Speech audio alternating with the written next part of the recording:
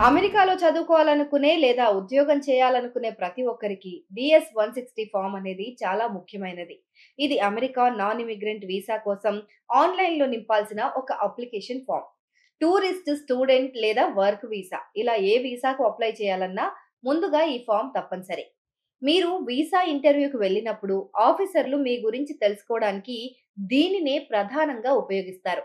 అందుకే దీన్ని చాలా జాగ్రత్తగా నింపాల్సుంటుంది.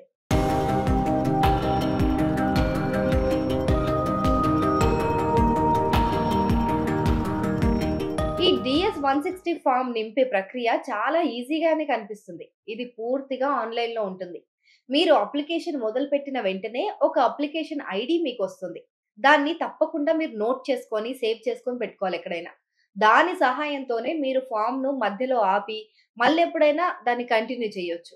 సో, అప్లికేషన్ మళ్ళీ ఆ వెబ్‌సైట్‌లో మన అప్లికేషన్‌తో ఓపెన్ అయితే ఆ ఫార్మ్ ఎక్కడి వరకు ఫిలప్ చేసామో, అక్కడి నుంచి మళ్ళీ మనం రీస్టార్ట్ చేయొచ్చు. సో, ఈ ఫార్మ్‌లో మీ వ్యక్తిగత వివరాలు, ప్రయాణ ప్రణాళిక అంటే ప్లానింగ్, ఎప్పుడు ట్రావెల్ చేస్తున్నారు ఇవన్నీ వివరాలు, ఎందుకు చేస్తున్నారు, అండ్ అలాగే కుటుంబ సమాచారం ఇవన్నీ దాంట్లో క్వెషన్స్ ఉంటాయి. దాన్ని మనం ఫిల్ చేస్తూ ఉండాలి. చివరగా మీ ఫోటోను కూడా అందులో అప్‌లోడ్ చేయాల్సుంటుంది. అన్ని వివరాలు సరిగ్గా ఉన్నాయని కంప్లీట్‌గా మనం నిర్ధారించుకున్న తర్వాతే ఫార్మ్‌ను సబ్మిట్ చేయాలి.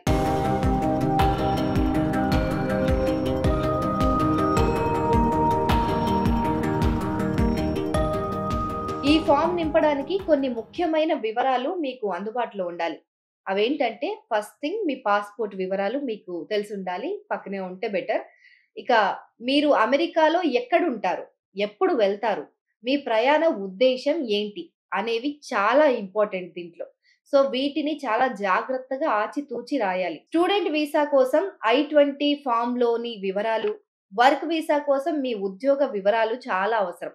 ఇక మీరు టూరిస్ట్‌గా వెళ్తున్నారనుకోండి. ఈ టూరిస్ట్ వీసా పైన వెళ్తే, ఇండియాలో మీకు బలమైన ఆర్థిక, సామాజిక సంబంధాలు ఉన్నాయని నిరూపించుకోగలగాలి. సో, దానికి సంబంధించిన వివరాలను కూడా మీరు సిద్ధం చేసుకోవాలన్నమాట. ఈ DS-160 ఫార్మ్ నింపేటప్పుడు.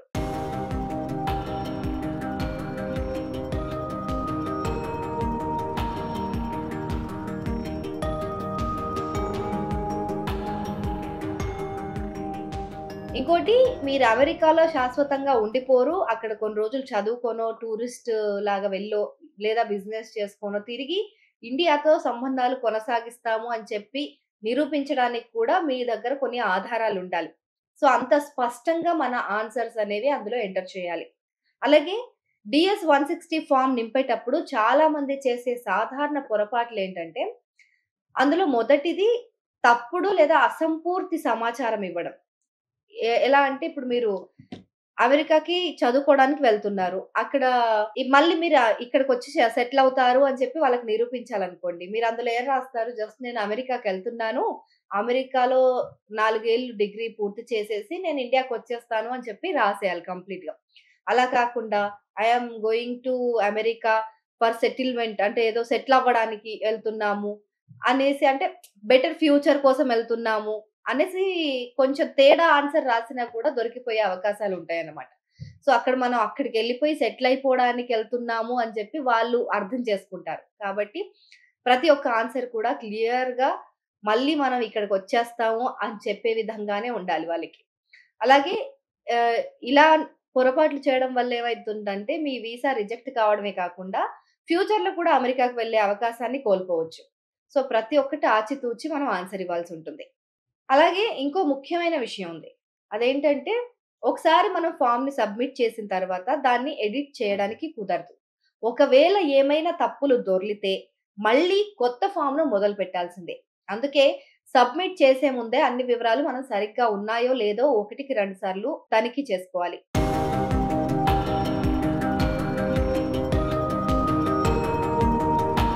ఇక ఈ DS-160 ఫార్మ్ నింపడానికి ఎలాంటి ఫీజయితే ఉండదు.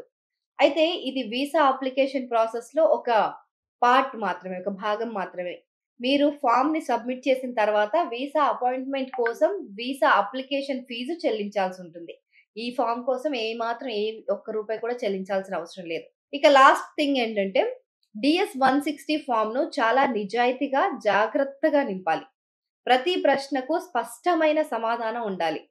ఈ చిన్న జాగ్రత్తలు పాటిస్తే మీ వీసా ప్రక్రియ చాలా సులభతరం అయిపోతుంది. ఎందుకంటే మీరు ఇంటర్వ్యూలో కూర్చున్నప్పుడు ప్రూఫ్స్‌తో ఎళ్ళినా సరే మీరు ఇంటర్వ్యూలో లాస్ట్‌లో కూర్చున్నప్పుడు ఆ ఇంటర్వ్యూ అధికారి డిసైడ్ చేస్తాడు. మీకు వీసా ఇవ్వాలా? వద్దా? అని చెప్పి. సో, ఆయన మూడ్‌ని బట్టి ఆయన మూడ్‌ని సెట్ చేసేటట్టుగానే ఆయనకు ఒక్క చిన్న అనుమానం కూడా రాకుండా ప్రతి ఒక్కటి మనం నిజాయితీగా నింపాలి. అండ్ క్లియర్‌గా అమెరికాలో మనం ఉండిపోవడానికి కాదు, వెళ్లి వచ్చేయడానికే వెళ్తున్నాము అనే ఒక స్పష్టత ఆ డీఎస్-160 ఫార్మ్ చూసినప్పుడు వెంటనే ఆ అధికారికి కలగాలి.